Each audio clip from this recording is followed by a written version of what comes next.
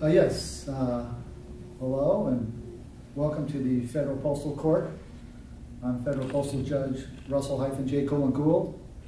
This is Corporation Case Number RE 881-080-581 US. The fee's been paid for the bills of the lading for Corporation between the claimant Tyshawn-Lamarcus Dispenza, who is in the Federal Postal Court hearing today, and the Vasily is the Internal Revenue Service. Is the Internal Revenue Service here on this day? The Internal Revenue Service, with fee for freight for the transshipment of their contract for their specific location in 230 South Dearborn Street here in Chicago, Illinois, has been summoned, has been given 3-day notice under the rescission timeline for closure of this hearing on this specific day. I've autographed the postage stamps, which fee for freight has been paid, and I'm logging them into evidence on this day. So the Internal Revenue Service, are you here? We'll wait, get our timeline on that. The rules and the guidelines for the docketing of this Federal Postal Court are in the Constitution of this vessel contract. Tyshawn and myself have autographed a stamp which makes us corporate, and under consent under Title 42, 1986, I have been presented or been given knowledge of a grammar fraud on contract that Tyshawn has placed and I have placed into evidence and bonded to our Constitution contract. The Constitution itself are the guidelines for which we will conduct this hearing. The Federal Postal Court was established with a corporation claim number with David-Wynn Miller and myself at the Benjamin Franklin Postal Court in Pennsylvania, Philadelphia, Pennsylvania, on December 21st, 2012. That corporation oath is on file with the Chicago, Illinois International Port Authority on 3600 East 4th Street, 95th and Lakefront here in Chicago, Illinois. It is also on file with the nearest federal postal station in compliance with Title 46, Section 314 for shipping. And the fee's been paid for freight, and I've autographed the stamps as well on that. So they have closure that my oath is on file with corporation between David and myself to be in this Illinois venue, which gives me authorization to be aboard this charter vessel Constitution. The contract itself is a vessel. It floats through the sea of space. The guidelines for this hearing are to perform with correct communication, parsing, syntax, grammar.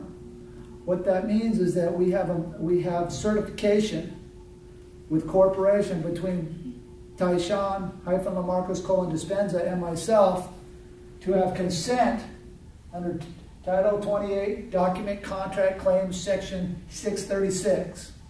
Now, we don't use United States codes because all guidelines and rules and regulations for all 4 million statutes, codes, and rules for the United States legal system is written in modification language, where they've used adverbs in front of verbs, adverbs in front of adjectives, and adverbs in front of adjectives, and adjectives in front of pronouns in the syntax, which is the way that they bring their sentence structure together. And I could prove that through a mathematical equation that this is engineered to be 100% fraud. So aboard our contract, Tyshawn and myself, who have autographed the stamp, we have consent, we have knowledge that a fraud is being conveyed. And under Title 46, Title 42, 1986, we are stopping and correcting. Joint as a corporation. The only thing that is on the table here in this vessel market today is the forensic evidence of the lawsuit, the quo warranto summons, and the authorization to dock our vessel here, which is filed at the port authorities in the nearest post office to this location.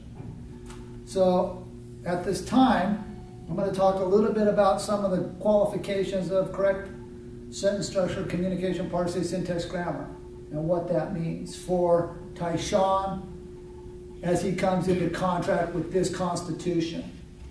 On Tyshawn's evidence, which is here, the style that is given for his performance and his cooperation with his performance is done in a box by the Vasilis, who are not here to correspond on why they used a box on their vessel contract. Anything in a box is not on the page. So it breaks the continuance from one thought to another, but then it voids it by placing it in the box. So on the evidence that Tyshawn has conveyed on this specific corporation case, relevant only to this specific corporation case, there is a box around all the performance closure within the box. So anything within the box isn't there, so this is virtually a blank sheet of paper. However, there are a few words that are formulated outside the box, but the words are in no symbolism or no syntax as a sentence, other than they come in form as an adjective and a pronoun. So they're bringing two concepts together, which creates adjective pronoun scenarios around the outside form of these boxes that say nothing. At this time, Tyshawn says he has some new evidence that he would like to dock within this corporation case. Would you like to do that still? Yeah. Yes. You would. Okay. Would the Internal Revenue Service contest us docking these vessels within the corporation case? Once again, this is under Rule 1 and Rule Equal for fairness and closure, since the Internal Revenue Service has been given knowledge that they're supposed to be here through the summons and through the Charter Vessel Constitution of the location of this court hearing today. Once again, I ask, do you contest us placing this into evidence? Internal Revenue Service, do you contest us placing this into evidence? There's no contest here, Tyshawn. I can take that into evidence. We have syntaxed this. And we'll look at the syntaxing, and I will bond this to the summary judgment as we move forward here. On this specific evidence, there is in your styles of syntax a new Vasily that is entered into this case, the Department of the Treasury. So this will be new evidence. And we have assigned cursive, anything cursive authorization on the back here. So I will give this gentleman full closure of this hearing today. He has 21-day correspondence back to correspond with this. So I'll present that when I post my summary judgment. Let's talk a little bit more about grammar and the styles of grammar, which will be your cooperation to perform in correct communication, parsing, syntax, grammar, to pay for the payment of your taxes in the correct communication, parsing, syntax, grammar performance. What this means, Tyshawn, _Lamarcus, Dispenza, is that you will be given a command for the pay, so you pay your taxes.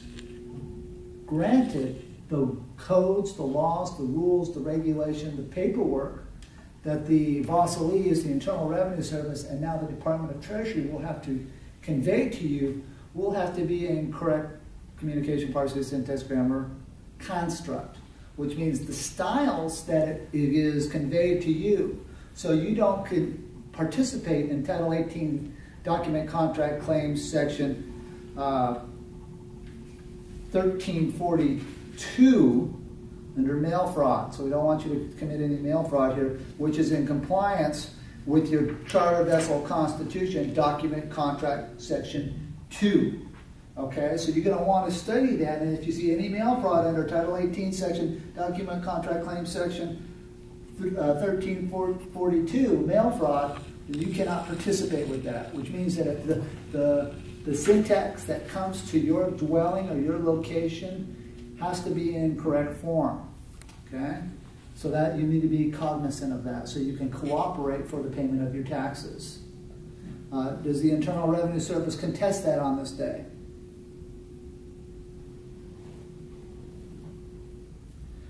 No correspondence back there. Okay, so there's no contest on that. So you have full closure on what needs to be articulated as far as that goes. Some of these words that are being used in your new evidence, let's take a look at some of the parse, which means we're going to break those words down into its form of closure. So you have a word here, internal. So let's look.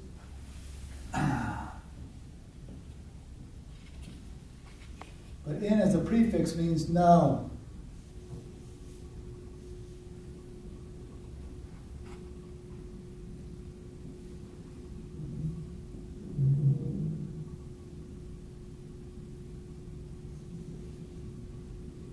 Is earth.